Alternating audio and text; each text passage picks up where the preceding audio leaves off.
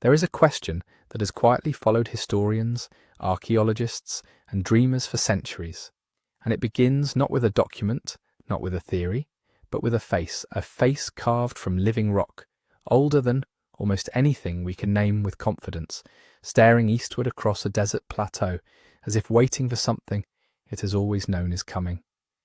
Beneath that face, beneath the pores, beneath the stone body worn smooth by wind and time, the question persists. What, if anything, lies below? The Great Sphinx of Giza is one of those rare monuments that feels like it belongs to more than one world. It is familiar enough to appear on textbook covers and coffee mugs, and yet strange enough that serious researchers, curious amateurs, and careful scientists all find themselves returning to it with the same quiet unease. Something about it resists conclusion. Something about it refuses to be fully explained and then left alone. Tonight, we are going to walk through what is actually known about the Sphinx, what has been found, what has been claimed, what has been tested, and what remains genuinely unresolved. This is not a journey built on certainty. It is built on evidence and the honest spaces between evidence where competing ideas take root. We will try to separate what the record supports from what remains speculation, not because mystery is unwelcome here, but because the real gaps in this story are strange enough without reaching past them. What draws people back to the Sphinx again and again is not just its age or its scale, it is the feeling that it is guarding something. That beneath the plateau, beneath the sediment and the centuries, there may be chambers, passages, rooms sealed long before the first dynasty of Egypt ever placed a crown on a king's head. Some say those chambers hold records. Some say they hold nothing at all. Some say we may already have found evidence of them and simply have not been allowed to look. We will examine all of that slowly and carefully, the way a long night deserves. Before we go any further, I want to hear from you. Drop a comment and tell us where in the world you are listening from tonight and what the clock says where you are. There is something about knowing that this journey is shared across time zones, across darkened rooms and late hours, that makes the silence around the Sphinx feel a little less vast. Now, let us begin at the beginning. Not with theories, but with the monument itself, standing exactly where it has always stood, older than our best explanations, patient as stone. The Giza Plateau sits on the west bank of the Nile, a few miles southwest of what is now the sprawling city of Cairo. In ancient times, this edge of the desert was chosen deliberately, a limestone shelf rising above the floodplain, stable enough to hold enormous weight, elevated enough to be seen from a great distance, and oriented in a way that gave its builders precise access to the movements of the sun. The plateau is not simply a backdrop for the monuments that stand on it, it is part of their design. The stone that forms the pyramids was quarried largely from this same shelf, and the stone that became the Sphinx was never quarried at all. It was already there, waiting inside the bedrock. The Sphinx lies in a natural depression to the east of the Pyramid of Khafra, slightly lower than the surrounding plateau surface, facing directly toward the rising sun. This positioning is not incidental. The orientation is exact enough that on the equinoxes, the sun rises precisely in the line of the Sphinx's gaze. Whether that alignment was intentional or simply reflects how the ancient Egyptians chose their sacred axes is a question that has been debated for decades. But the relationship between the monument and the sun has always been central to how the Egyptians themselves understood it. They called the site Hore-Makit, Horus of the horizon, and later Greek visitors named the figure the Sphinx, borrowing a word from their own mythology for a creature of enigmatic power. Neither name fully captures what the monument actually is. At its most basic, the Sphinx is a recumbent lion with a human head, and it is enormous. Roughly 73 meters long and about 20 meters tall, it is one of the largest single stone sculptures ever created anywhere on Earth. The body stretches across the floor of its enclosure like a crouched animal at rest. 4 legs extended forward, haunches raised, the tail curled around the right flank. The head, disproportionately small compared to the body, rises above the shoulders, wearing what appears to be a royal Nema's headdress, the striped linen cloth associated with Egyptian kingship. The face itself has suffered considerably over the millennia. The nose is gone, broken away at some point in the monument's long history. The beard, a ceremonial addition that was not part of the original carving, fell away long ago, and fragments of it now sit in museums in Cairo and London. What remains is a face that carries an expression modern observers describe in different ways. Some call it serene, others stern, others simply unreadable. The mainstream archaeological view places the Sphinx within the 4th dynasty, somewhere around 2500 BCE, and associates it most directly with the pharaoh Khafra. The main evidence for this connection is circumstantial but reasonably coherent. The Sphinx sits within a complex that includes the Valley Temple and the Sphinx Temple, both constructed from enormous limestone blocks and both stylistically consistent with Khafra-era construction. A causeway connecting Khafra's pyramid to his Valley Temple passes nearby, and the arrangement suggests the Sphinx formed a meaningful part of the same funerary landscape. A stela erected centuries later by the pharaoh Thutmose IV, found between the Sphinx's paws, refers to a royal figure in the context of the site, though the inscription is damaged and the specific name it once contained has been lost to erosion.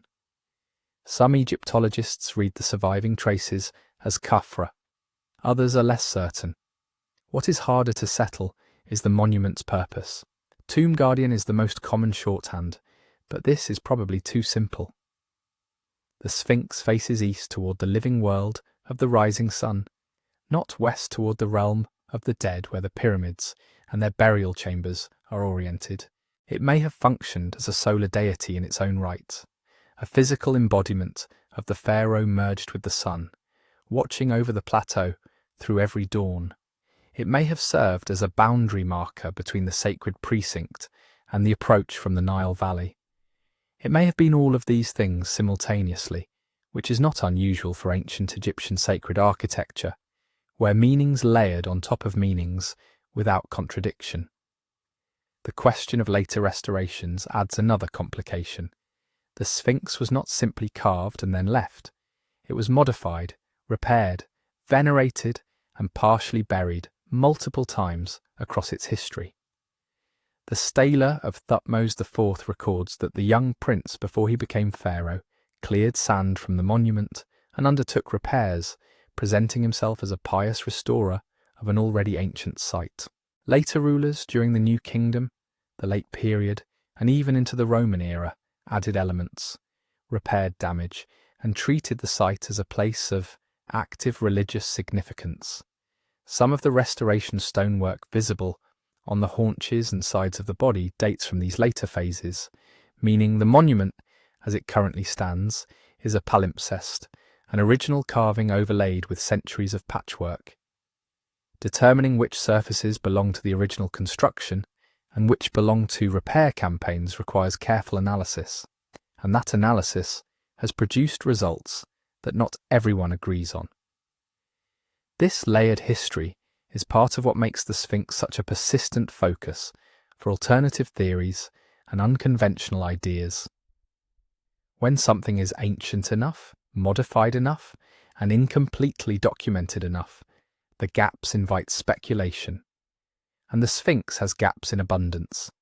The original function is inferred rather than confirmed. The builder is suggested by circumstantial evidence rather than proven by inscription.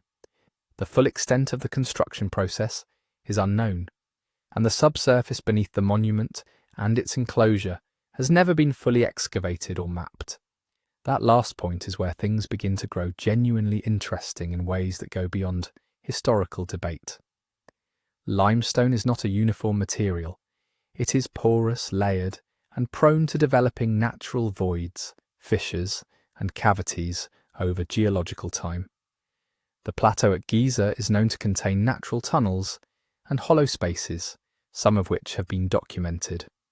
Beneath a structure the size of the Sphinx, carved from that same layered limestone, the possibility of subsurface chambers, either natural or modified by human hands, is not a fringe idea. It is a geological reality that deserves serious investigation.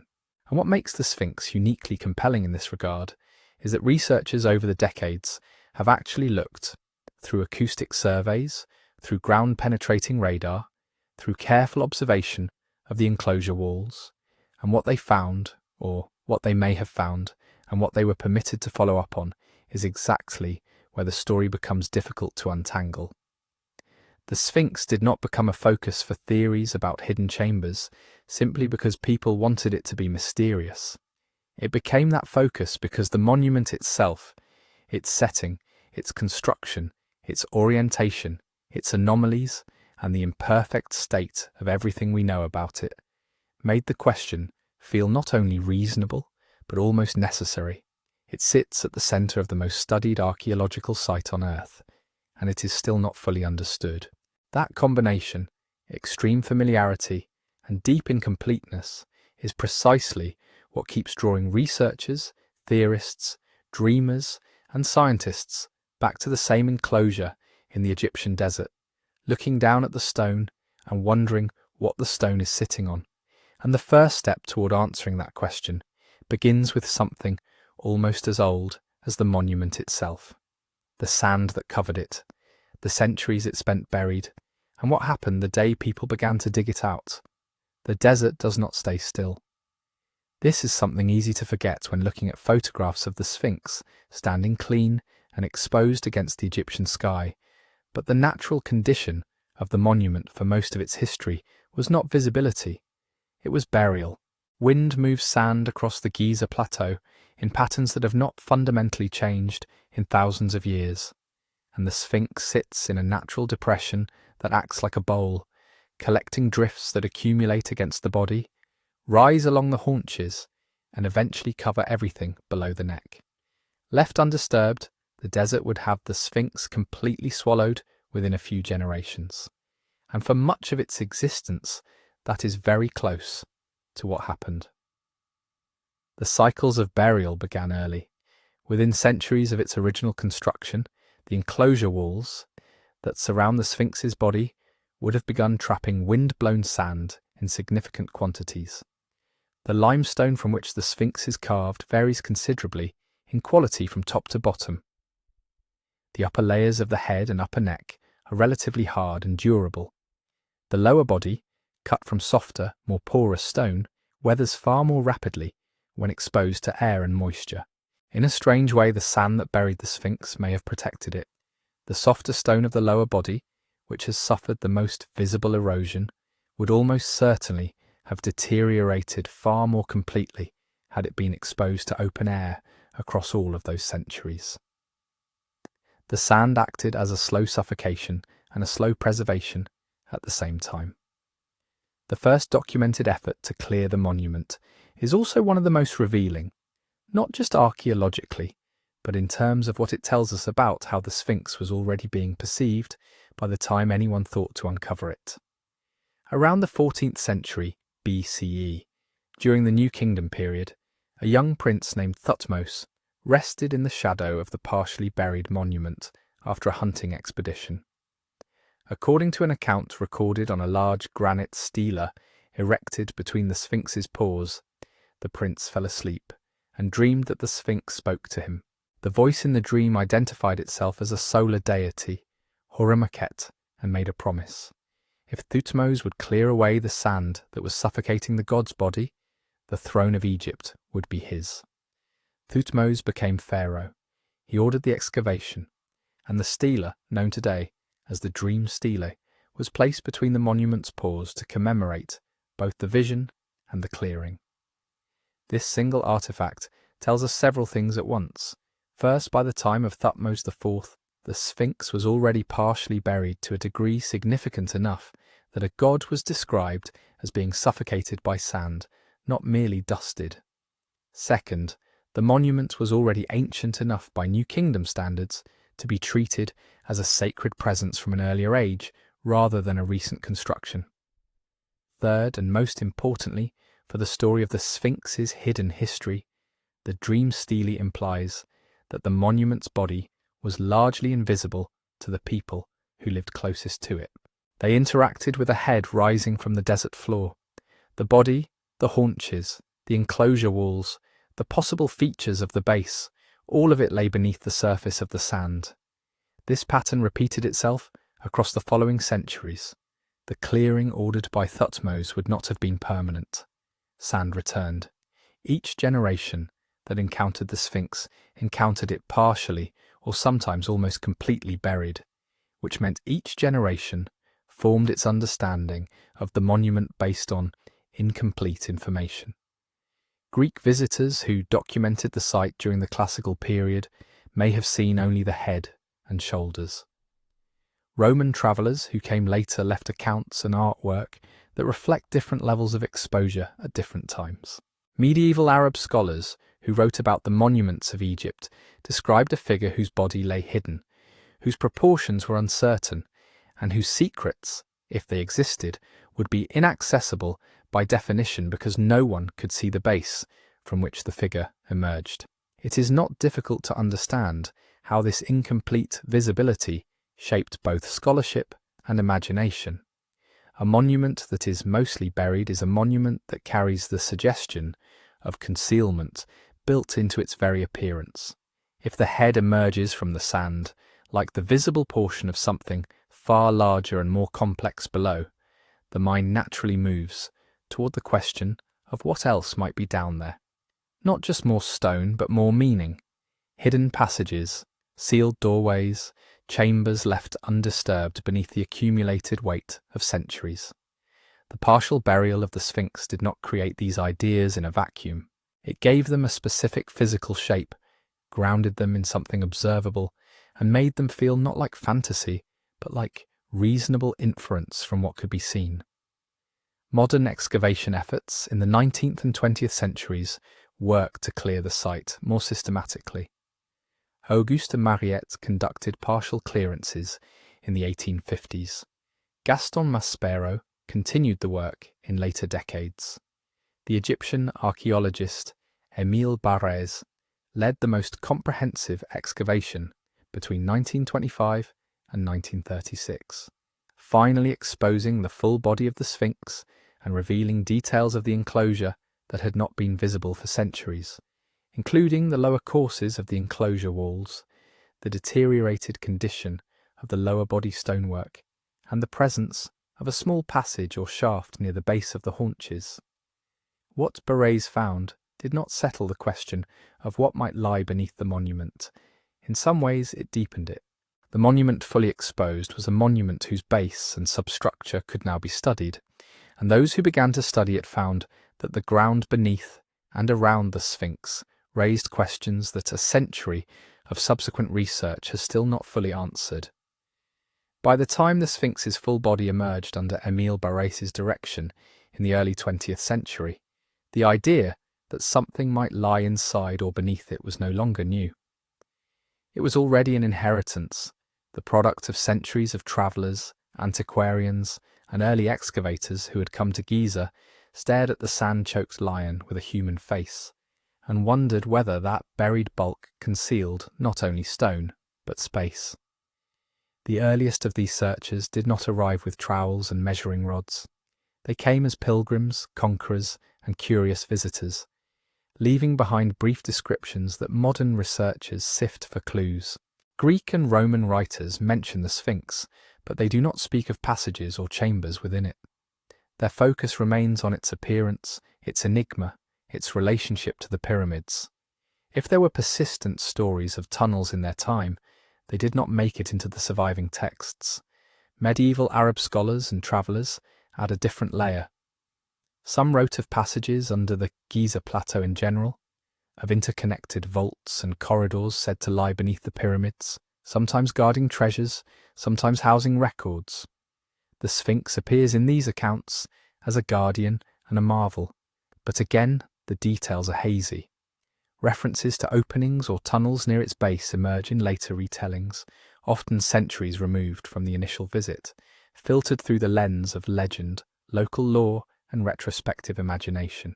When modern writers cite medieval references to doors in the Sphinx, those doors almost always dissolve, under close examination, into metaphors, generalized descriptions of hidden things beneath the sands, or exaggerated paraphrases of texts that are more cautious than the summaries suggest. The shift from description to deliberate searching begins in the early modern period, when European travellers and officials in Ottoman-controlled Egypt started to document the monuments with increasing intensity. These men, many of them military engineers, surveyors, or court-appointed scholars, brought with them a mixture of curiosity and confidence. They believed that secrets could be forced out of stone if one simply looked hard enough or cut deeply enough. One of the most frequently mentioned of these early observers is the Danish naval officer and explorer Frederick Norden, who visited Giza in the 18th century. Norden's writings and drawings of the Sphinx are among the earliest relatively detailed European records. Some later authors claim that he described an opening in the head or at the crown, suggesting a hidden passage leading downward. But when his original published work is examined, it becomes clear that this interpretation leans heavily on later embellishment. Norden does note damage and irregularities. He speculates, as many did, about what might lie inside, but the clear, unequivocal description of a man-sized entrance is absent. The door in the head of the Sphinx is more a reflection of a long-standing desire than of a documented fact. Similar patterns recur with other reports. 19th century travellers sometimes mention crevices, cracks, or apparent apertures on the Sphinx's back, shoulders, or near the paws. When we trace these references back to journals and letters, they often turn out to be descriptions of natural fissures in weathered limestone, not confirmed doorways. Where some saw a stress fracture or a joint between stone layers, others, writing later, saw the suggestion of a concealed hatch. Yet not everything from this period is so easily dismissed as misreading or myth. As the 19th century progresses, and as Egypt becomes increasingly subject to European archaeological interest and political control, the Sphinx begins to attract more systematic, if still rudimentary, investigation. Auguste Mariette, who founded the Egyptian Antiquities Service, directed work at Giza in the mid-1800s. His primary concern was the surrounding necropolis, but he oversaw clearances around the Sphinx that exposed parts of the body and the enclosure walls. In his records and in those of his contemporaries, we begin to see more concrete mentions of trenches and exploratory cuttings along the base of the monument. Some of these trenches were simple attempts to reach the original ground level, to understand how deeply the Sphinx sat within its carved pit. Others, though, were more explicitly driven by the suspicion that voids might lie below. Digging along the front paws, workmen encountered pockets where softer stone had eroded or collapsed, forming cavities that could be mistaken for artificial spaces at first glance. Reports circulated that holes or shafts had been discovered in the paws or in front of the chest. Later, these mentions were expanded in secondary works into suggestions of deliberate construction. The difference between a natural hollow and a purposeful chamber, however, is not always carefully maintained in retelling. The paws of the Sphinx in particular became a focal point for speculation. The dream stele of Thutmose IV stood between them, implying an axis of sacred relevance.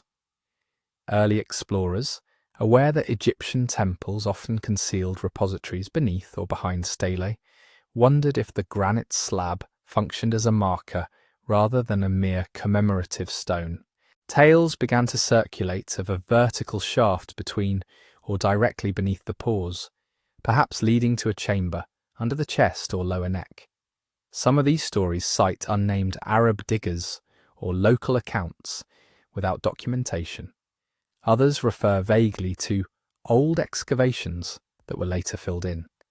When Émile Barrès undertook his extensive clearance from 1925 to 1936, he inherited not only a partially buried monument, but this entire sedimented layer of claims and half-remembered explorations. Barres's work revealed at least one tangible feature that would feed the emerging narrative about hidden spaces. A small shaft cut into the bedrock near the hindquarters of the Sphinx.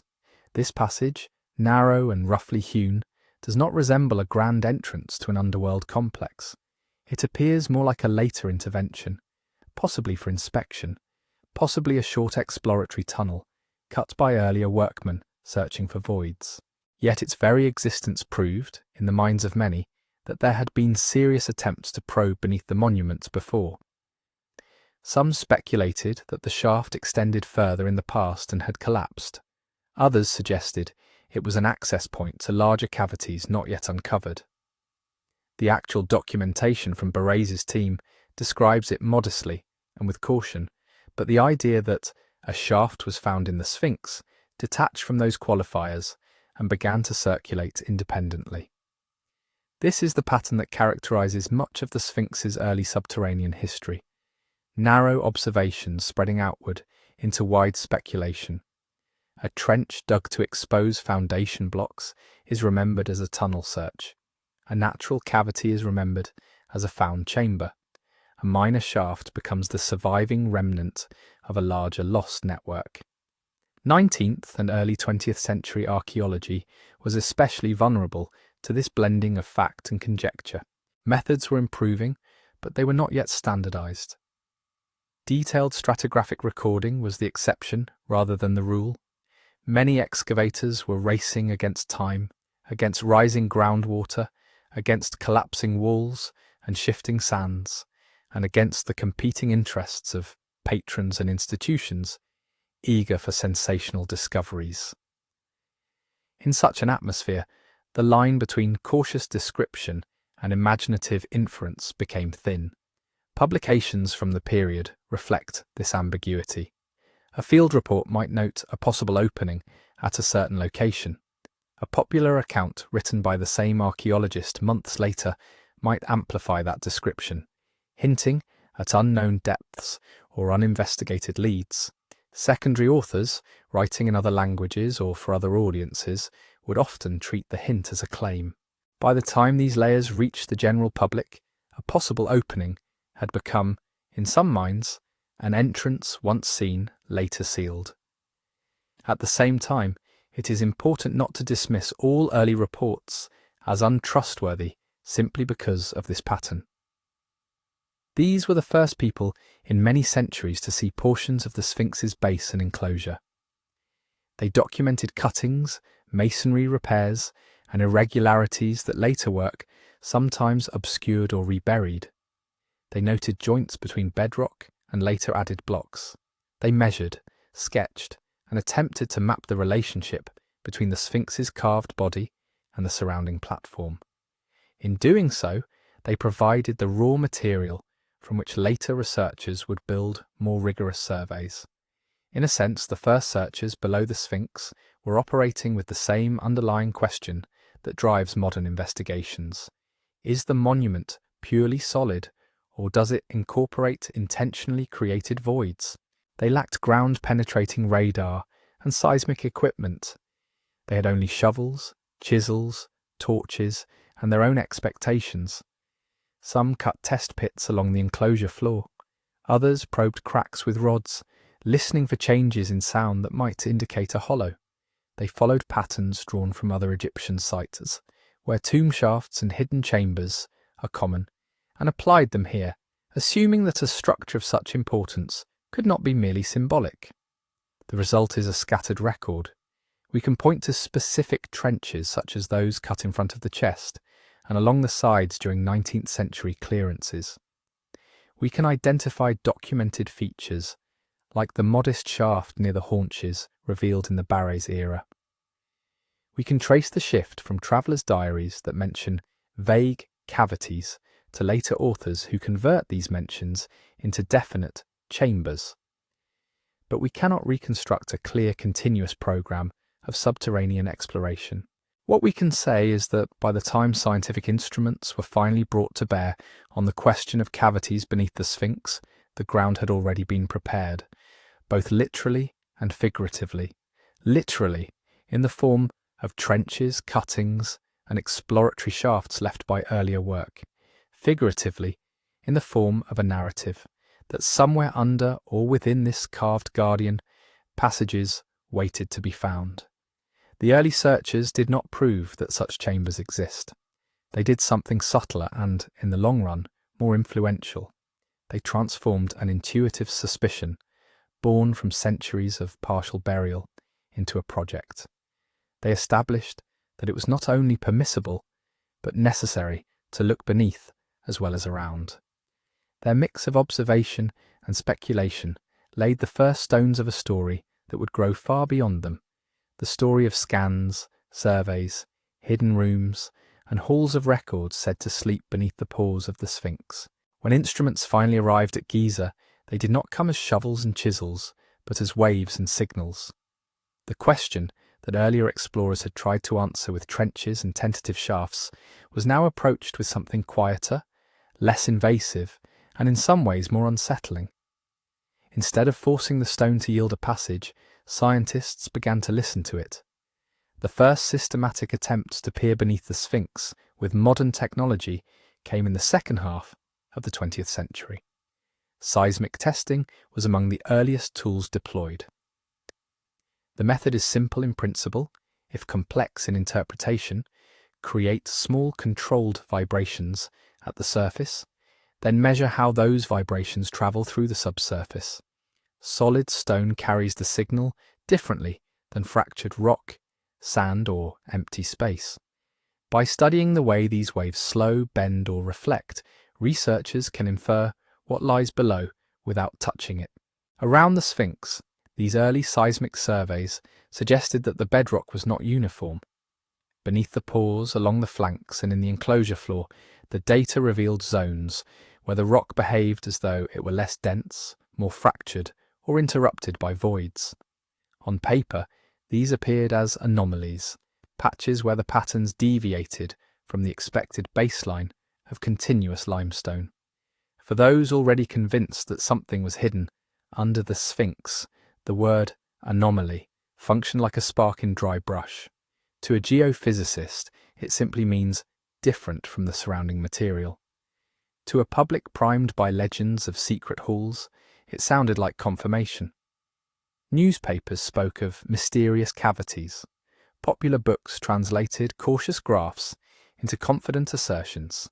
Chambers, tunnels, undisclosed spaces. But the stone itself remained mute. Seismic data can tell you that something is not behaving like solid bedrock. It does not automatically tell you why. As technology advanced, other methods joined the seismic work. Electrical resistivity surveys were used to send currents into the ground and measure how easily they flowed. Dry solid rock resists more than moist fill or open fractures. Ground penetrating radar, GPR, began to trace shallow subsurface features by sending electromagnetic pulses into the ground and recording their echoes. Each of these techniques added another layer to the portrait beneath the pores. Together, they painted a complicated picture. The plateau that hosts the Sphinx is not a single, uniform slab.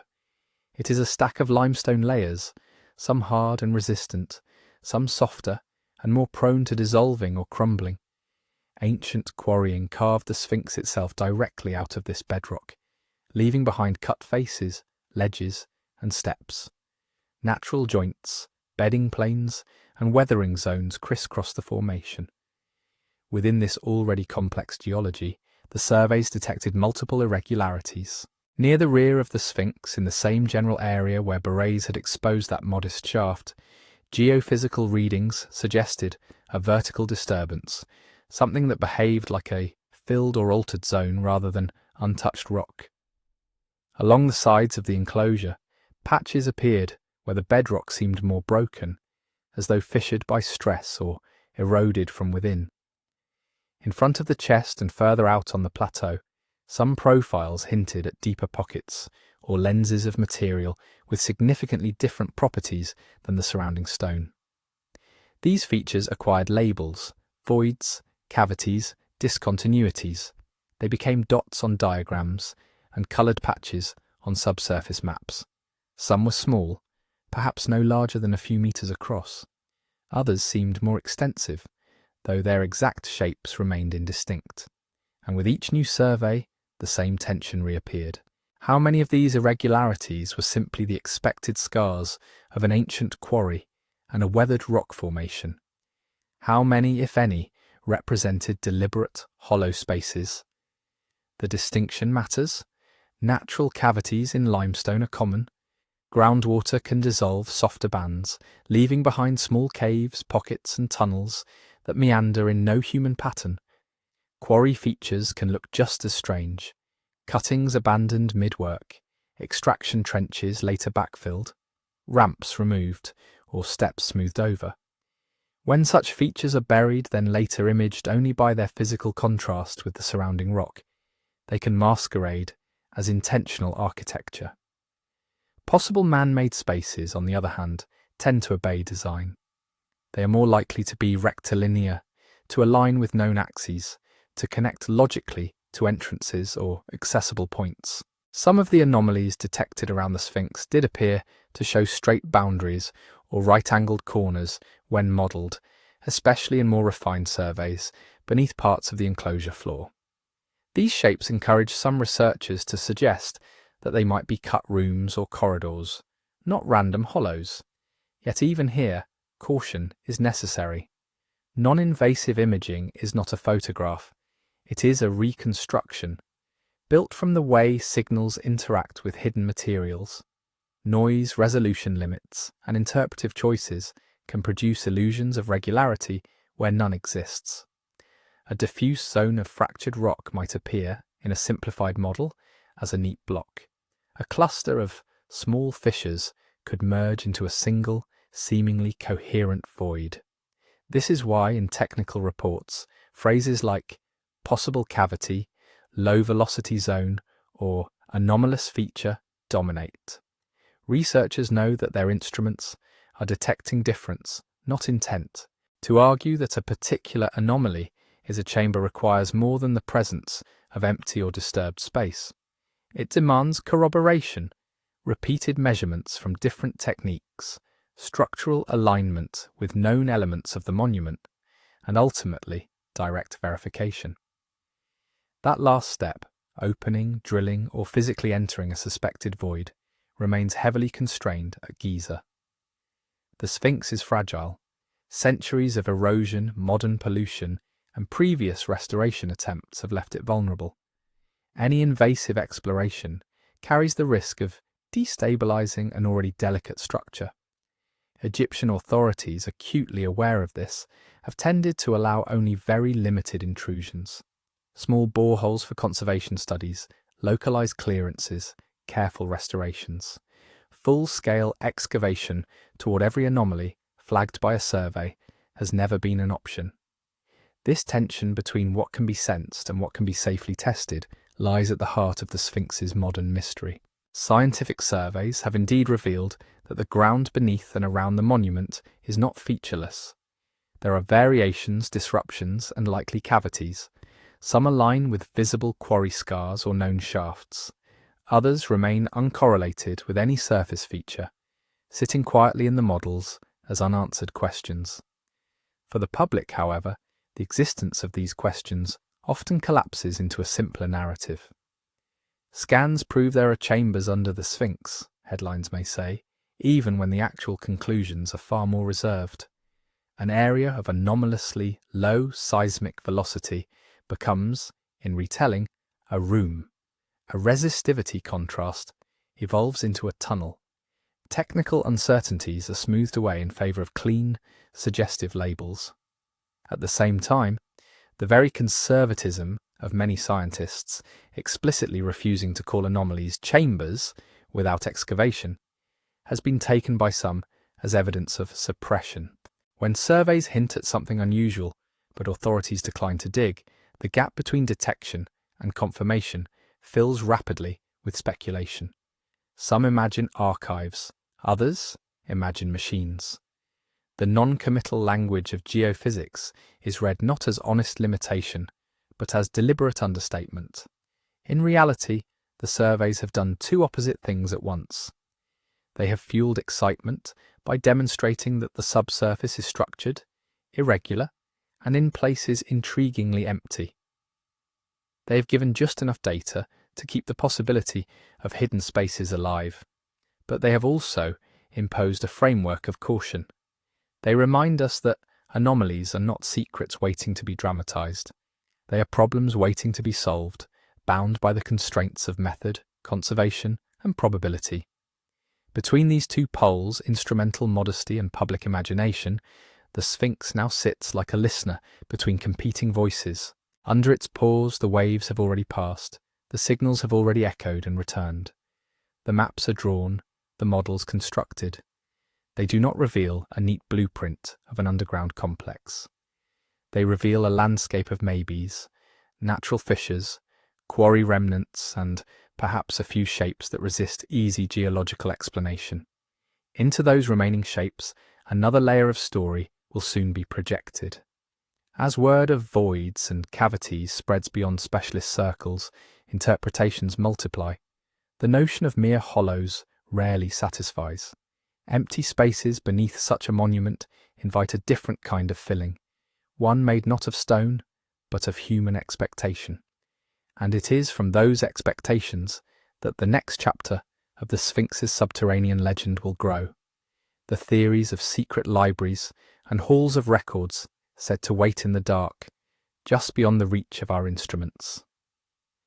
The first versions of these theories did not begin with satellite channels or glossy paperbacks.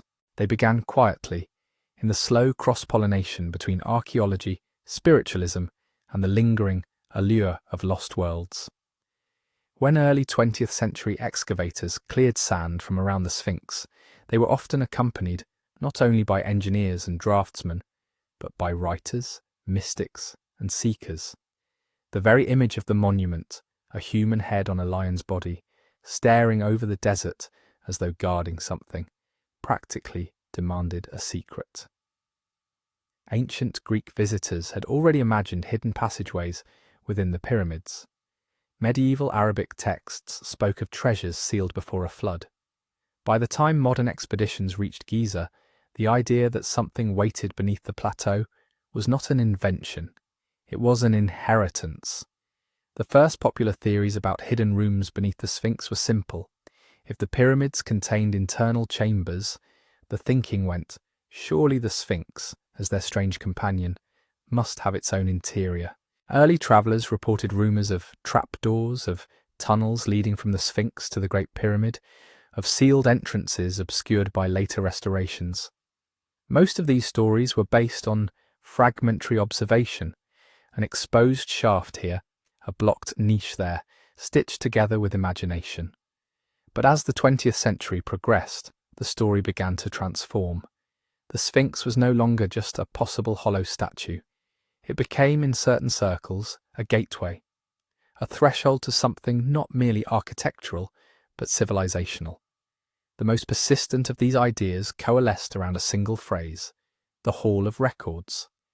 In modern form, the Hall of Records is envisioned as a vast underground archive hidden somewhere beneath or near the Sphinx. Depending on the teller, it supposedly contains stone tablets, crystal devices, metallic scrolls, or indestructible plates inscribed with the history of a forgotten high civilization, often named Atlantis. This civilization, according to the legend, rose to a level of knowledge equal to or surpassing our own, then fell in a global catastrophe. Foreseeing their doom, its sages hid their wisdom in 3 repositories around the world, one in the Americas, one in a lost land, and one beneath the paws of the Sphinx. This specific configuration does not come from ancient Egyptian texts. It emerges instead from a blend of earlier occult traditions, theosophical writings about root races and sunken continents, and, in the early 1900s, a new and highly influential source, psychic readings. Through trance sessions and automatic dictation, self-described seers began to speak of Giza as more than a necropolis. They described hidden corridors beneath the plateau, sealed rooms filed with technological artifacts, devices for controlling energies, and histories recorded in ways we do not yet understand. These accounts were often detailed. They mentioned dates, locations relative to the Sphinx's pause, and prophecies of a future time when the hall would be opened as humanity approached a new cycle. To some listeners, these pronouncements were revelations. To others, they were imaginative fiction. But they spread. They were printed in newsletters, then compiled in books, then cited in new works that added their own layers. By the mid-century, the Hall of Records had become a staple of esoteric literature, woven into a larger narrative in which Egypt was not a beginning, but an heir. The Sphinx, in this view, did not merely watch over the tombs of kings. It sat above a cosmic archive, waiting for the right moment of disclosure. The arrival of modern geophysical surveys in the late 20th century collided with this already formed mythos in a way that ensured the two could not easily be separated again. When seismic or resistivity studies reported anomalies near the Sphinx, those terms did not land in a neutral landscape. They fell into a field seeded with decades of expectation. Alternative history writers began to map these technical hints onto existing psychic diagrams. A low-velocity zone beneath the front pause might be the entrance predicted in a trance reading. A resistivity contrast near the enclosure's southern wall could match a channeled description of a sloping passage. The scientific language, careful and conditional, was translated into a new vocabulary of confirmation.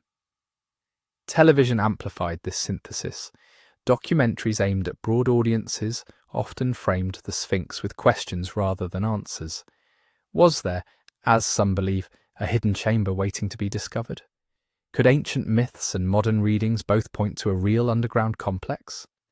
Computer graphics filled the unseen subsurface with glowing corridors and neatly rectangular rooms, even when the actual geophysical models showed only indistinct blobs of difference. In this environment, multiple theories flourished, each building on the same core premise: that something intentional, structured, and radically important lies under or adjacent to the Sphinx. Some propose a series of initiation chambers, part of a mystery school that used resonance, light, and geometry to alter consciousness.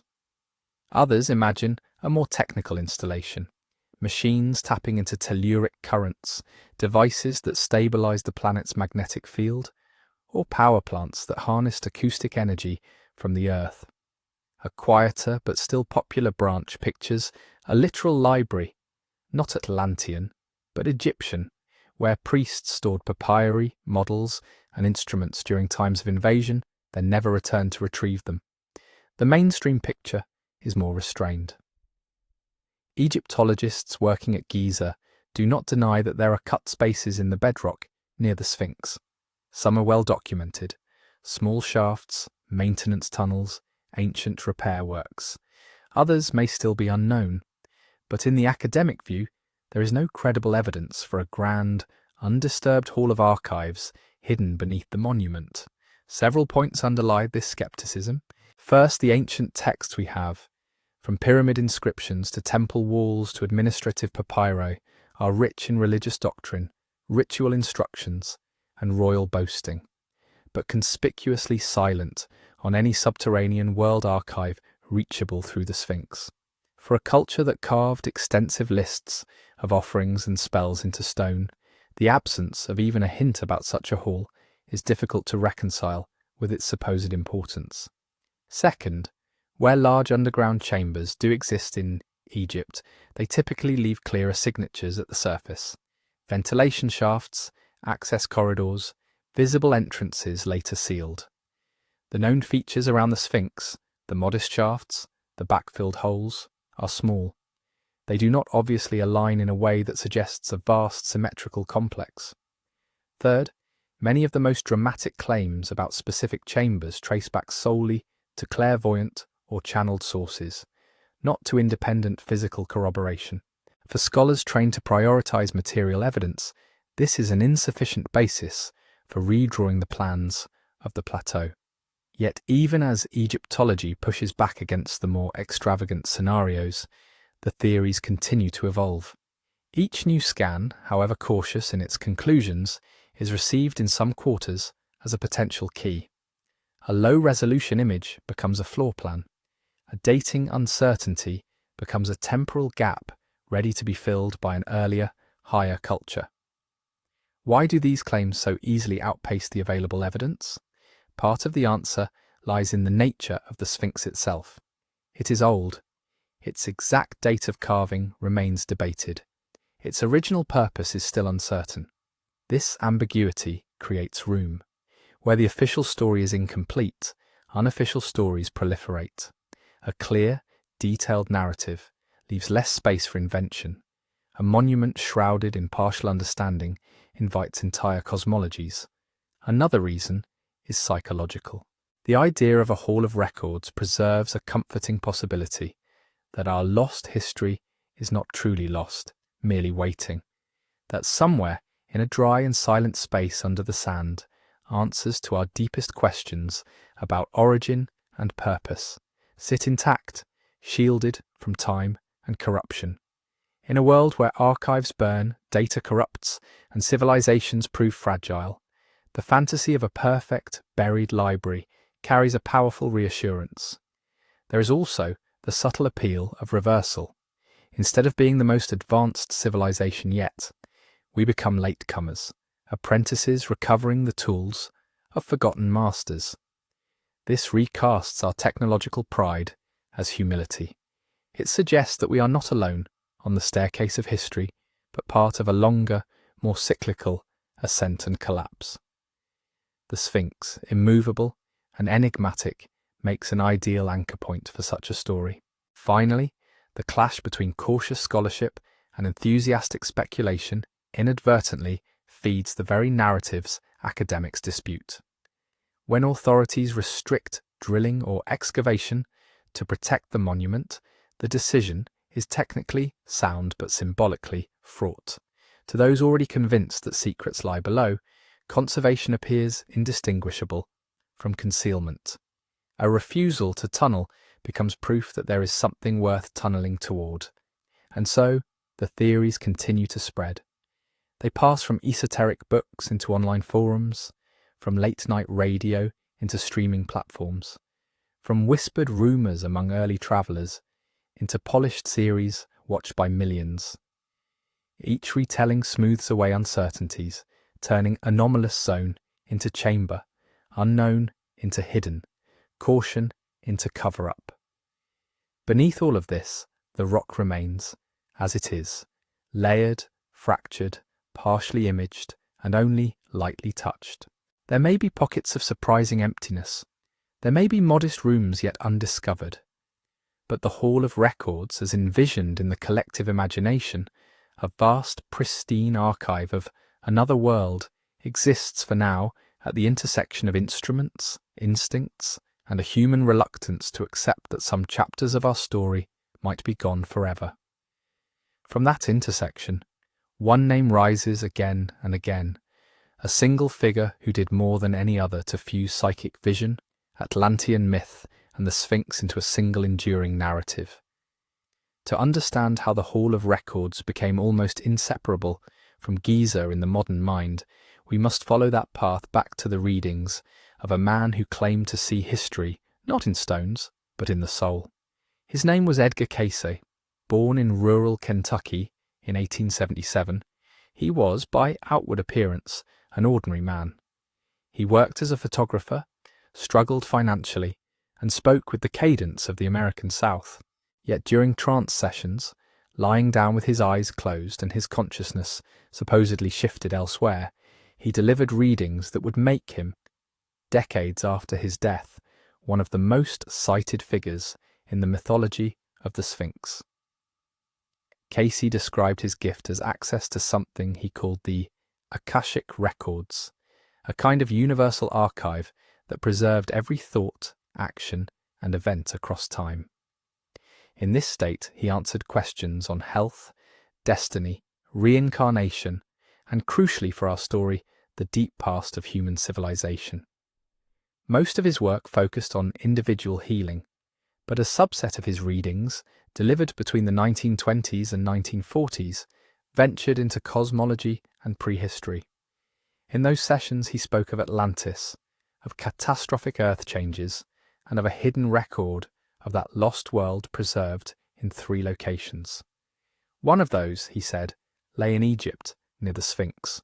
The details he gave would become the backbone of the modern Hall of Records narrative.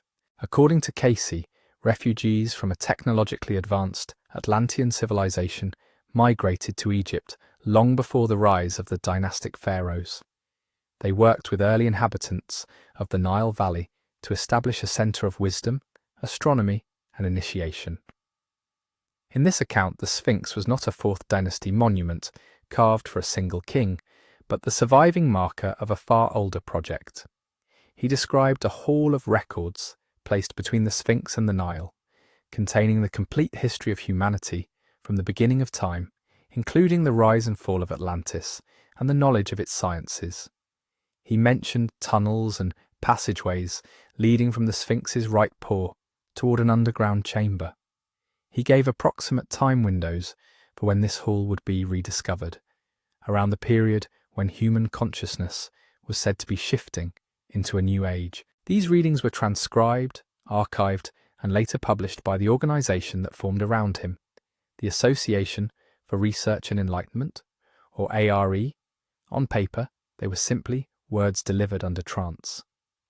But in the fertile soil of early 20th century esotericism, they took root quickly. At the time, spiritualism and theosophy had already familiarized Western audiences with ideas of lost continents and cosmic cycles. Casey's readings arrived not as isolated claims, but as a new, apparently specific confirmation of themes people were primed to hear. Unlike vague legends, his descriptions contained coordinates: near, between, under, aligned with. They referred not only to Atlantis, but to a visible photographable monument on the Giza plateau. This concreteness made his visions unusually potent. They could be mapped. As archaeology advanced, proponents began to overlay Casey's statements onto real surveys of Giza. When aerial photographs revealed subtle alignments between the pyramids and nearby structures, some enthusiasts pointed to these as possible markers of the hall's entrance.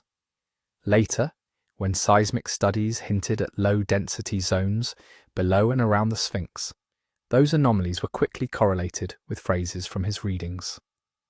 If a geophysical paper cautiously suggested a possible cavity below the front paws, Casey's followers saw not a vague void, but the long-predicted corridor.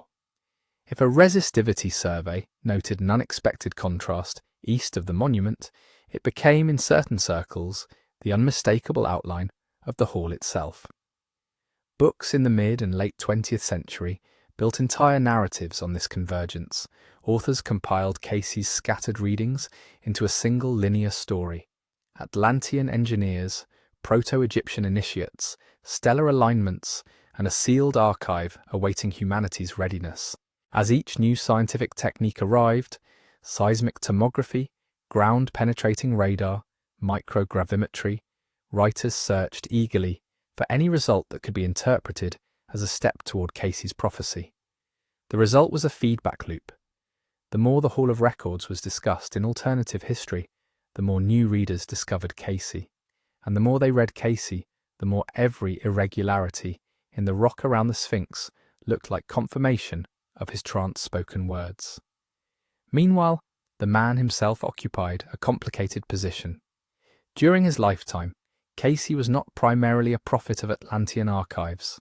To those who sought him out, he was a healer and counselor, offering dietary advice, herbal remedies, and spiritual guidance.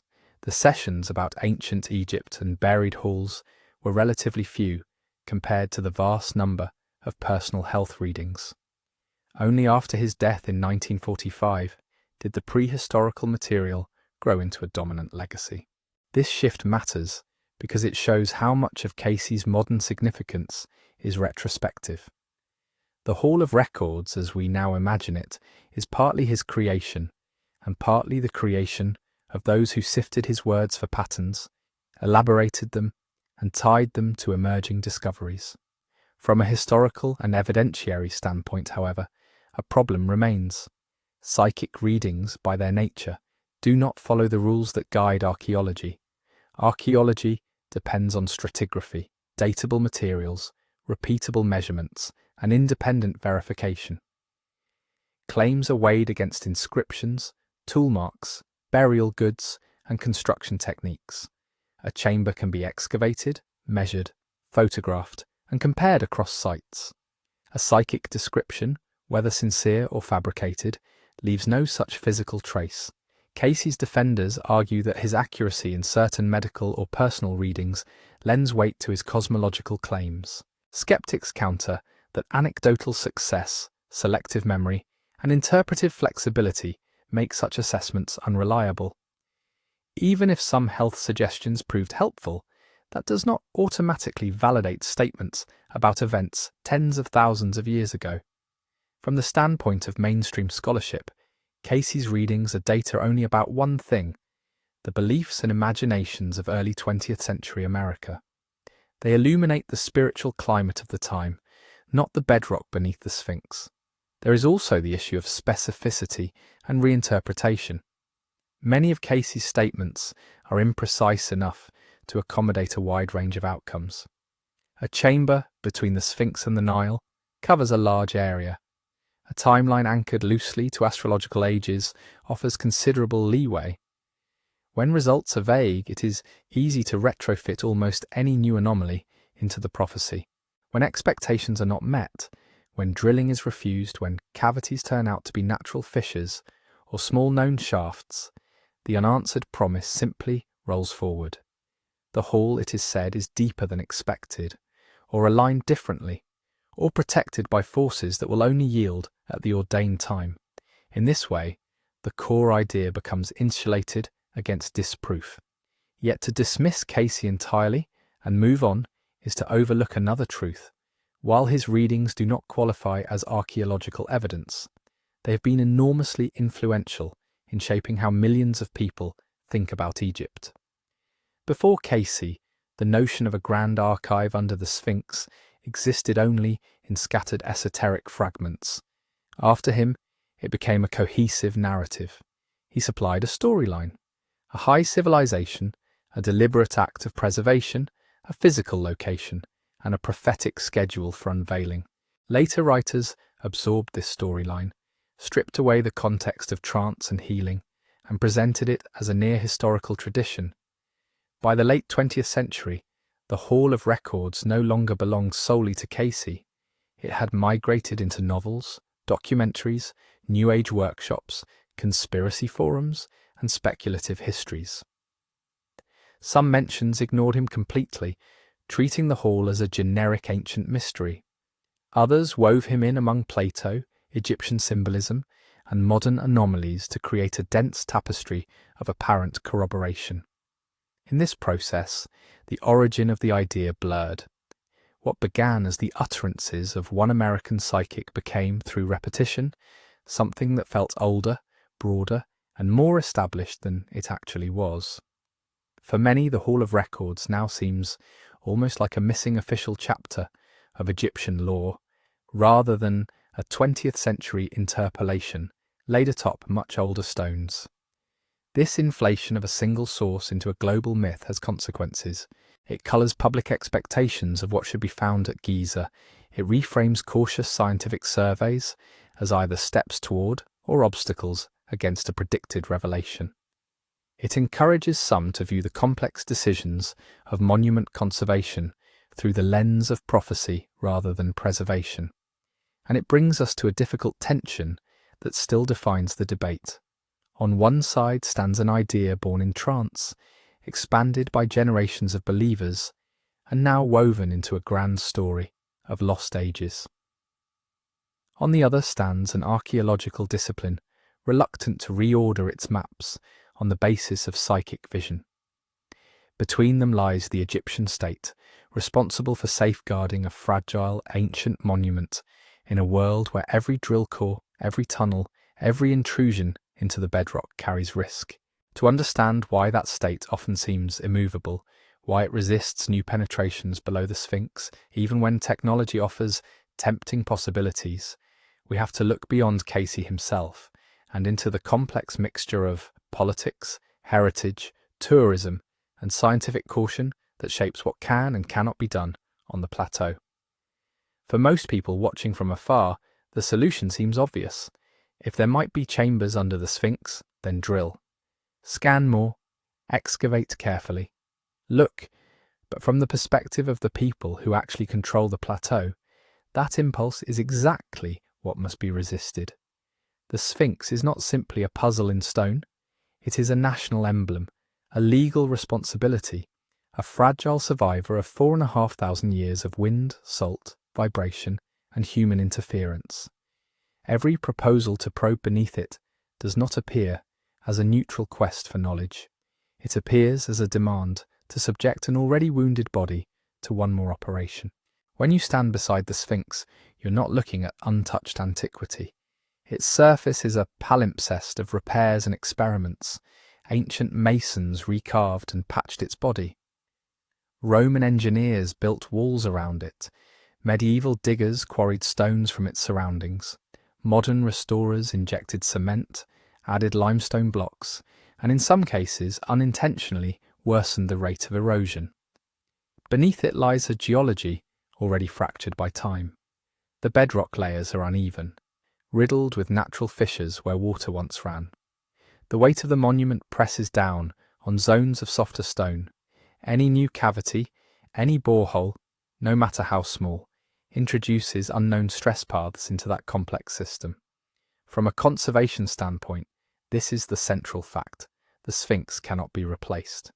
If a radar survey misinterprets a void, nothing is lost but pride and perhaps a publication. If a drill destabilizes a supporting stratum, the damage is permanent. A microcrack propagated through stressed rock does not heal on human timescales. A shift of a few millimeters in a hairline fracture can become a vertical fault, and a vertical fault under a multi-thousand-ton monument is the nightmare scenario that haunts every serious conservator. Egyptian authorities live with that nightmare. They have watched blocks spool off the Sphinx's chest. They have monitored salt crystallizing inside its pores.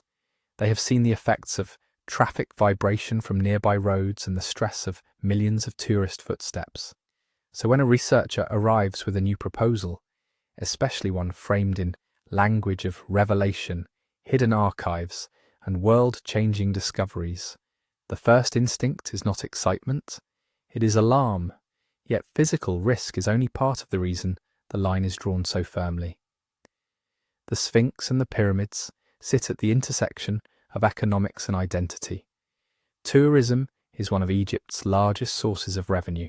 The image of the Giza plateau appears on airline posters, banknotes, and government seals. For many Egyptians, these monuments are not abstract heritage. They are living symbols of continuity, pride, and survival amid modern hardship. In that context, control over how the ancient past is described becomes more than an academic matter. It becomes political. For over a century, foreign voices dominated the story of Egypt's antiquities. European and American archaeologists led the expeditions, wrote the textbooks, and filled their museums with sarcophagi and statues. The narrative of discovering Egypt was often told as if Egypt herself were a passive backdrop. In the 20th century, especially after independence and the nationalization of antiquities, a new resolve took shape. Egypt would speak for its own past. The Supreme Council of Antiquities and its successor institutions emerged not just as administrative bodies, but as guardians of a narrative. They were tasked with preserving the physical remains, yes, but also with asserting that Egyptian civilization was the product of the Nile Valley, its people, and its long internal development. Not a fragment of Atlantis, not the outpost of an unnamed super race, not a relic that needed Western mystics to decode it. When alternative theories claim that the Sphinx is 10,000, 12,000, or even vastly more years old than the consensus, they are not heard in Cairo as neutral hypotheses. They are often heard as attempts to strip ancient Egyptians of authorship over their own monuments. It does not help that some fringe narratives explicitly suggest that real builders must have come from elsewhere, from lost continents, from vanished Arctic homelands, sometimes even from outer space. However unintentional, such ideas resonate with older, colonial attitudes that doubted the capacity of non-European cultures to achieve great things. Faced with this, Egyptian officials tend to default to defense. They draw institutional borders around the acceptable story. Inside those borders lie dynasties, hieroglyphs, and a civilization that, while remarkable, is seen as homegrown. Outside lie Atlantean archives and prophetic halls, which are treated not merely as unproven, but as potentially corrosive to national heritage. This defensive posture shapes everyday decisions in ways that can look, from a distance, like secrecy. Research at Giza is tightly controlled through a permit system. Access to dig, to scan, or even to publish certain kinds of data requires approvals that can be revoked or simply never granted. Not all proposals are refused. Many conventional archaeological projects go forward, but requests that mention Casey, Atlantis, or specific Hall of Records claims tend to encounter a hard wall. Even when geophysical surveys are allowed, their results are often released selectively. A brief statement may acknowledge possible cavities or natural fissures, but omit detailed raw data. Some reports remain internal for years. Others are summarized in press conferences with careful language that avoids speculation. Into that gap, suspicion flows. Alternative researchers, denied permits or frustrated by opaque procedures, speak of a cover-up. They point to photographs of cables and equipment around the Sphinx and ask what is really being measured. They note that announcements sometimes shift. An anomaly initially described as intriguing may later be minimized as irrelevant. To an audience primed by decades of Hall of Records narratives, this feels less like cautious revision and more like quiet suppression.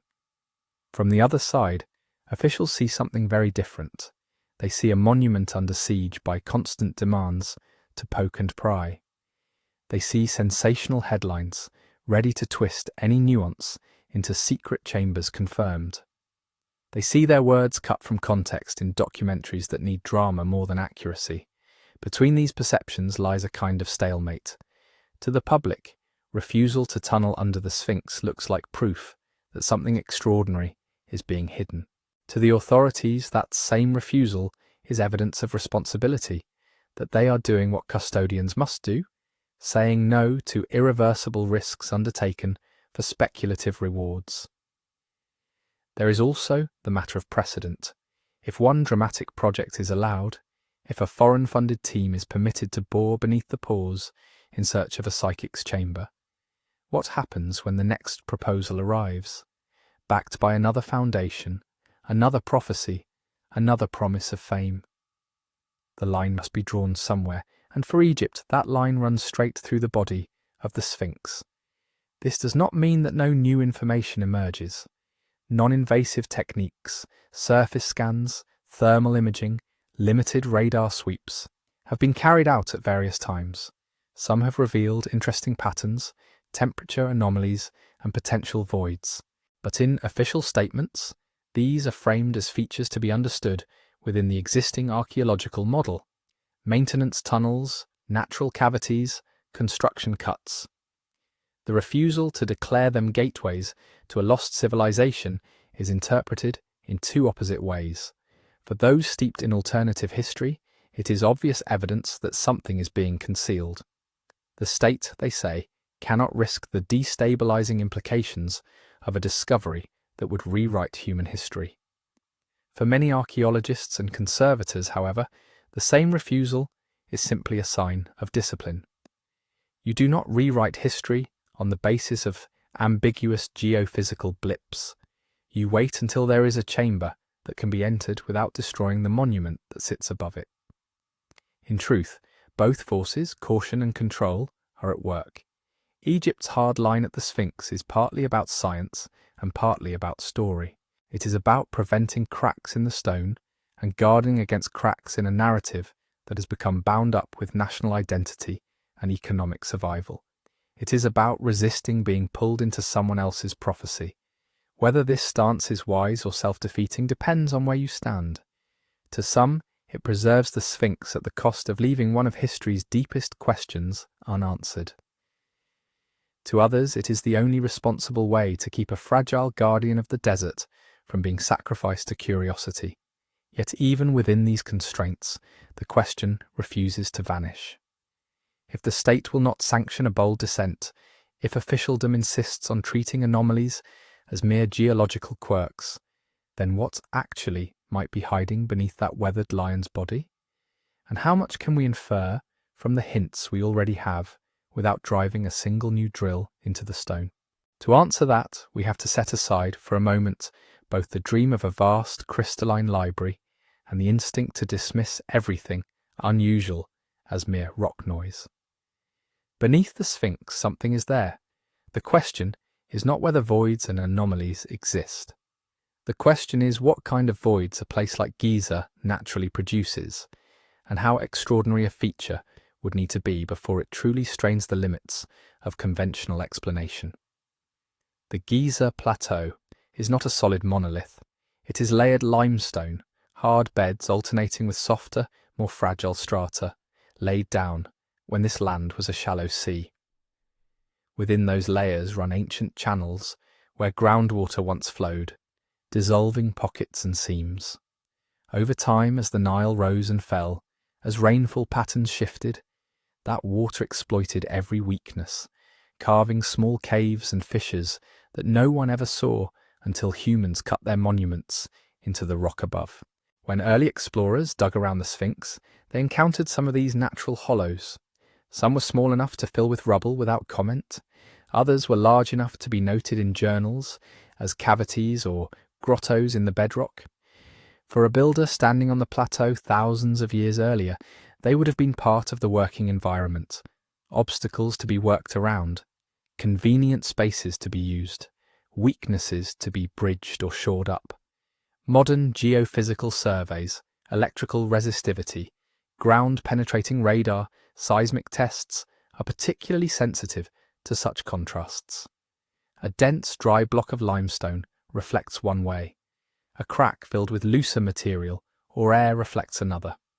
When the data is coloured and smooth for public presentation, these subtle differences become striking shapes: blue ovals for low density, red bands for high. On a television screen, those blue ovals look like secret rooms. In reality, many may be no more dramatic than stretched voids following a bedding plane, where softer stone has weathered away beneath a harder roof. Imagine the underside of a table eroded along the grain, leaving shallow troughs and pockets. To an instrument, each pocket is a cavity. To a human entering the rock, most would not be walkable spaces, but tight slits and low crawlways, if they are open at all. There is also the matter of erosion channels. Before the Sphinx was carved, the knoll of rock that became its body was already being shaped by wind and water. Rainwater cascading down its flanks would have followed particular paths, cutting grooves and gullies, some of which bit deeper into the softer layers below. When the monument was carved, some of those channels were smoothed over, others incorporated into the body. Beneath the surface, however, their traces remain, zones where the stone is more fractured, more porous, or partially hollowed. Geophysics registers these zones as anomalies too. Then there are human contributions that, while prosaic, are more interesting than nature alone. Large stone monuments rarely remain untouched across millennia. They are maintained, repaired, and sometimes cannibalized. The Sphinx has had all three.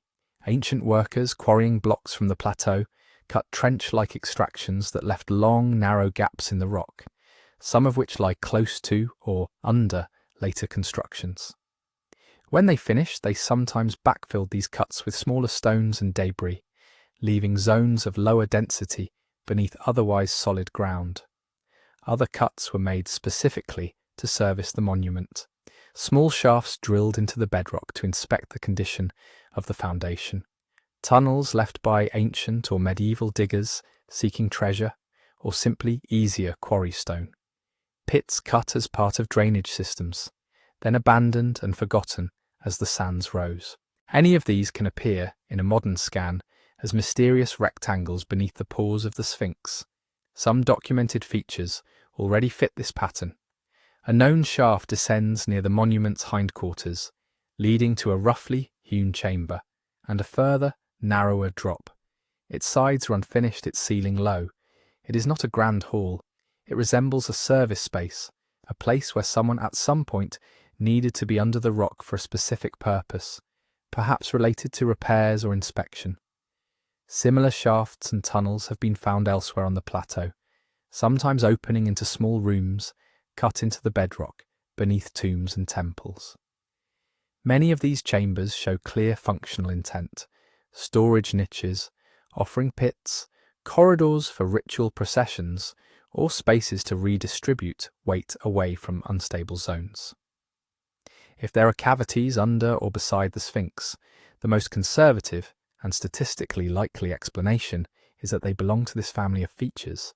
Natural hollows, quarry scars, and structural pockets adapted by human hands into small rooms for ritual or maintenance, places to deposit offerings to the guardian of the necropolis, spaces to access foundation blocks in need of packing or reinforcement, cuttings made, used, and then sealed again as the needs of the monument changed. This does not rule out specifically ritual intent. In ancient Egypt, the boundary between practical and sacred was thin. A chamber excavated to inspect a fissure might, in the same breath, receive a symbolic deposit to stabilize not only the stone, but the cosmic order the monument embodied. A void left by nature might be consciously integrated into a ritual landscape, an underworld beneath the lion, accessed only by priests. Such ideas remain within the sphere of what we already know Egyptians did elsewhere. They do not require Atlantean engineers or forgotten global civilizations. They require only human beings, familiar with the rock beneath their feet, using whatever spaces they encountered or created in ways that fit their worldview. This picture, however, sits uneasily beside the expectations that have grown around the Sphinx over the last century. Popular books and shows have promised grand galleries stretching for hundreds of meters, lined with metallic tables and crystal discs. They have spoken of libraries under the pores, of vaulted rooms connecting to the Great Pyramid, of a hall of records the size of a modern archive. When those images take root in the imagination, even a modest 3x4 meter chamber seems like a letdown. A natural cavity with a few votive objects would be dismissed as a cover story, whereas a data plot suggesting a void 3 meters across is amplified as evidence of hidden catacombs. This is where probability must quietly re-enter the room. On a limestone plateau, near a monument with a long history of human interference, the prior chances strongly favour small irregular spaces over vast engineered caverns. The rock layers themselves, as mapped in quarries and tunnels all across Giza, do not support the idea of large, unsupported rooms surviving intact beneath heavy loads. Where Egyptians did carve big subterranean spaces, like the Osiris Shaft complex or tombs in the Valley of the Kings, they had to constantly negotiate the weaknesses of the stone, adding pillars, leaving thick walls, and sometimes abandoning chambers when the rock proved uncooperative. To place an enormous hall directly under the most symbolically important stone statue in Egypt, in strata already known to be fractured, would have been a risky engineering choice, even for a culture well acquainted with that rock. That does not make it impossible, but it makes it unlikely enough that caution pulls us back from the most dramatic scenarios. At the same time, uncertainty never goes away completely. Geophysics can indicate that something is there but not exactly what. A boring can sample one point and miss a feature a few meters to the side. Old reports can be imprecise. Permissions to follow up can be refused. In that partial darkness, imagination always expands to fill the gaps. The challenge, then, is to hold two ideas at once. The first, that the most probable occupants of the space beneath the Sphinx are humble, natural voids, stress relief gaps, quarry traces, perhaps punctuated by small human-made niches and corridors whose purposes, while meaningful, are not world-shattering. The second, that probability is not certainty. We do not have a complete three-dimensional map of every crack and chamber under Giza. There may be surprises, but surprises are more likely to alter details than overturn the entire story of human civilization. Mystery lives in that thin band between what we know and what we can responsibly infer. Exaggeration begins when we let desire drag that band far beyond the evidence. Under the Sphinx, there is enough room for both, for real geological puzzles and for plausible workaday cavities that speak of ancient masons more than lost supercultures. To weigh them is not to strip the sight of wonder, but to place our wonder where it belongs, not only in what might lie hidden in the rock, but in what we can already see in the open desert, built by hands whose names we will never know. From there, attention turns not only to the stone, but to the stories we tell about it. How much of the Sphinx's enduring enigma resides in its physical secrets, and how much in the modern web of myth, media, and contested authority that has grown up around its pores. In the 20th century, that web began as a faint thread. A few scattered articles, a sentence here or there in an excavation report, a passing remark about anomalies under the Sphinx in a conference paper. On their own, these fragments were technical, cautious, and easy to overlook, but they did not remain in the quiet world of journals and field notes for long. They were noticed by writers who were not bound by the restraints of excavation permits or grant committees. Writers whose primary loyalty was not to stratigraphy, but to story. A phrase like possible cavity beneath the North Pole becomes, in more dramatic hands, a chamber discovered and sealed. A note about further investigation required turns into Egyptian authorities refuse to explore. The hesitations and caveats fall away, leaving a clean, suggestive outline that invites the imagination to colour it in. Television arrived at exactly the right moment to amplify this transformation. In the 1970s and 80s, documentaries about ancient mysteries found a receptive audience. The Great Pyramid, Nazca Lines, Stonehenge, Easter Island, and inevitably the Sphinx. The format rewarded contrast, the sober voice of an archaeologist on one side, the speculative theorist on the other. The scientist said, "We have indications of subsurface irregularities that may be natural." The theorist replied, "Or they might be the entrance to a forgotten world." The editing room chose which line would linger in the viewer's mind. By the 1990s, the chamber beneath the Sphinx was no longer a footnote. It was a hook, an entire episode's premise. Scans were rendered as glowing shapes. Timelines were compressed. Decades of slow, incremental study became a montage set against suspenseful music. Every uncertainty was framed as a cliffhanger. Every unanswered question as a sign that something was being withheld. Then came the internet, and the story escaped completely. Once images of coloured survey maps could be shared globally, the voids under the Sphinx no longer belonged to specialists. Forums, message boards, and later social media turned them into raw material for collective interpretation. Lines of code translated into lines of commentary. Someone annotated a scan, drew a rectangle, called it a doorway.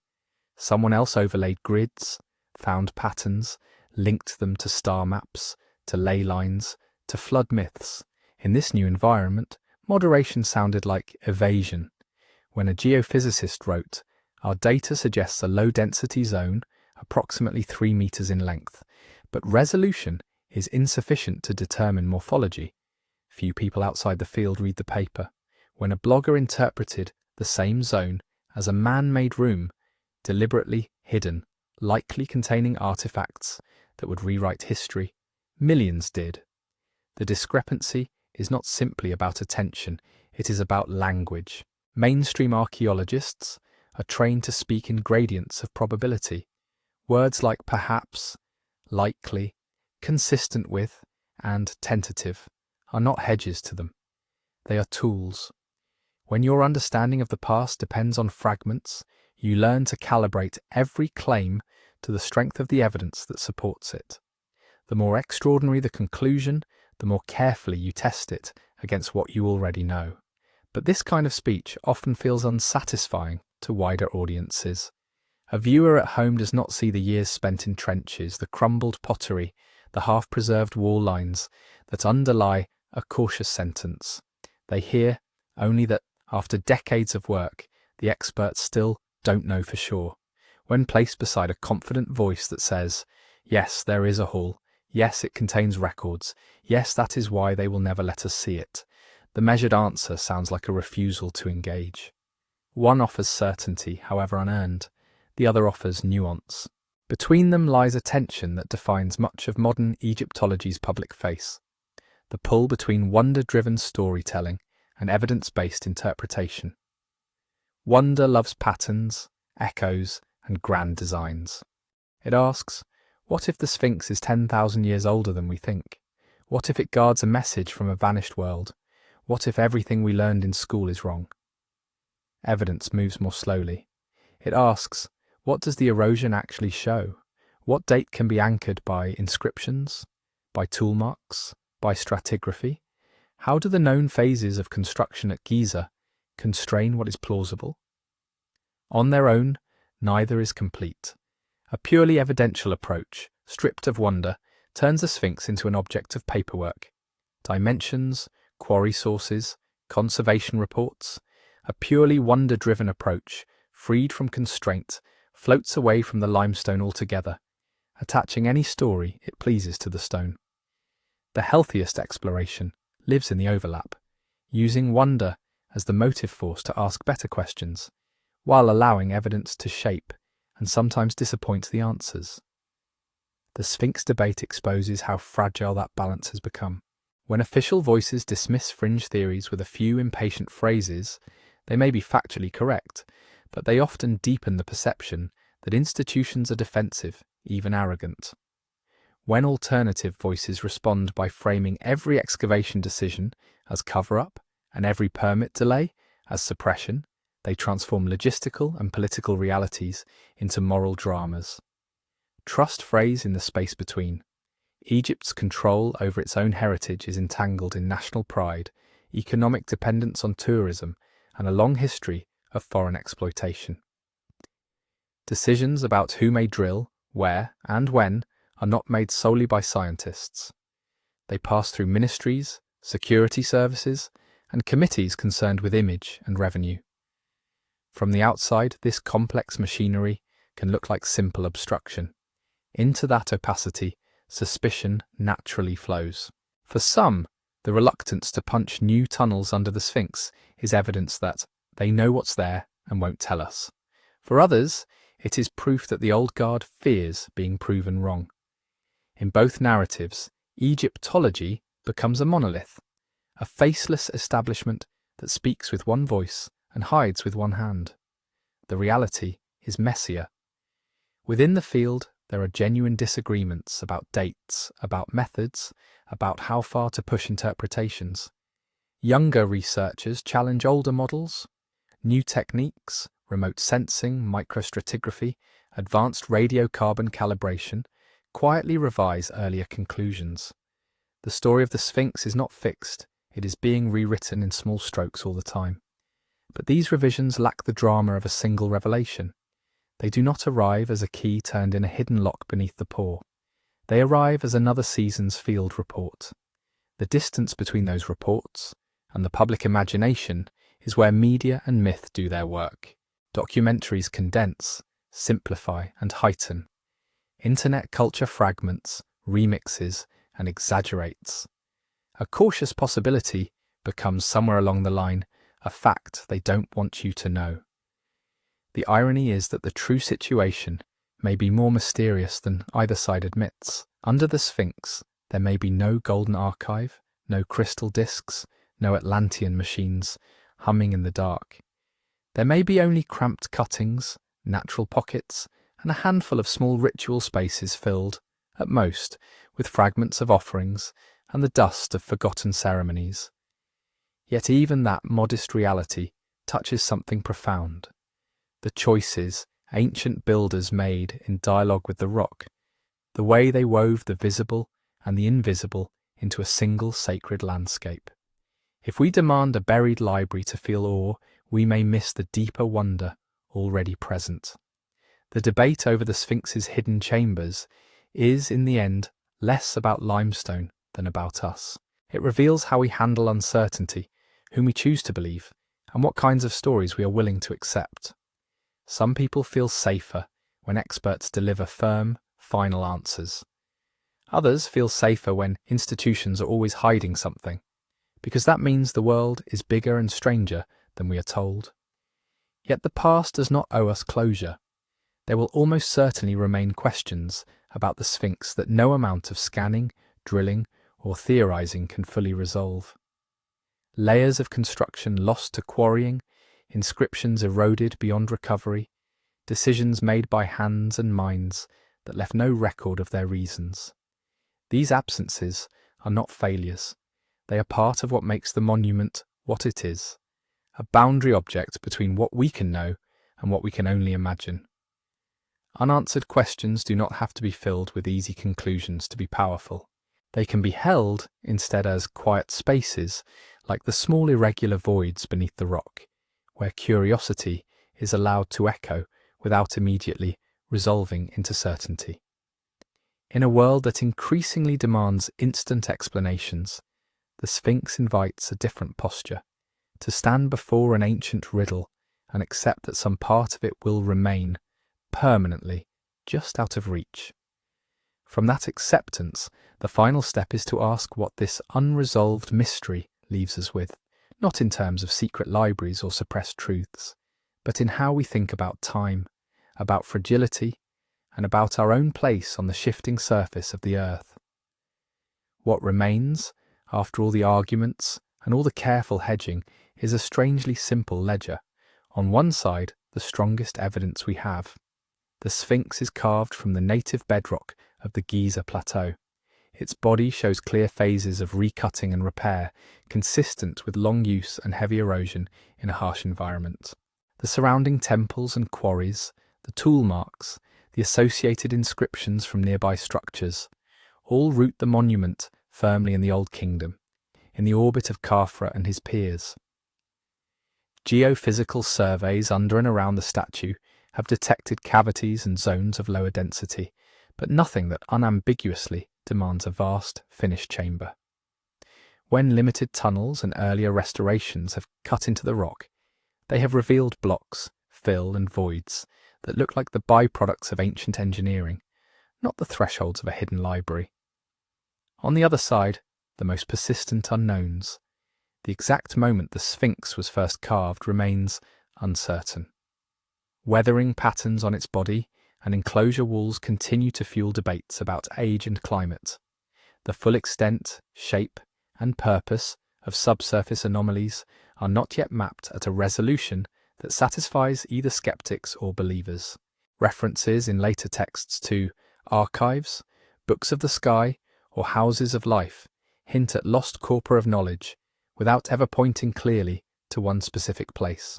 And hovering around it all is the unresolved question of intent. Why this form, at this scale, in this position, facing this horizon? Between those columns of evidence and absence, the unproven claims persist. The Hall of Records as a literal underground library, Atlantean engineers encoding star maps in stone, a civilization tens of thousands of years older than any we currently recognize, leaving behind a single monument and a sealed vault beneath its pores. These ideas have not been confirmed by excavation, stratigraphy, or datable artifacts. They live instead in prophecy, in visionary readings, in symbolic interpretations of alignments and numbers. They are, at least for now, stories we tell atop the rock, not discoveries extracted from within it. And yet, the Sphinx continues to draw both disciplines and dreams toward itself.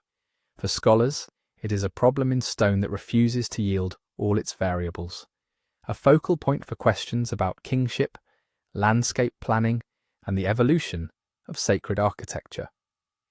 For those inclined to speculation, it is a perfect canvas, an ancient gaze that seems to promise that there is more, that something important lies just beyond what official narratives are willing to say. The silence under its pause is not empty. It is charged, like the pause before a word that never quite arrives. Perhaps that is why the monument endures so powerfully in the collective mind. It stands at the junction of what we can document and what we can only feel, inviting us to balance humility with curiosity, to accept that the past was both familiar and alien, both understandable and forever partially concealed. Whether or not a chamber beneath the Sphinx ever yields scrolls, machines, or only dust, the search itself reveals how we relate to mystery, how we handle the spaces where knowledge stops and imagination begins. If this journey under the Sphinx has kept you company tonight, let it linger a little. As you drift towards sleep, you can let the unanswered questions rest where they belong, not as frustrations to be solved immediately, but as quiet companions on the edge of knowing. If you'd like more explorations like this, more slow walks through old stones and long timelines, consider subscribing to the channel so you don't miss the next descent into the past. A gentle like on this video helps it reach others who might be listening in the dark with you. And in the comments, you're invited to leave a trace of your own location in this moment. Tell us where in the world you're listening from and how far the Sphinx's shadow has reached tonight.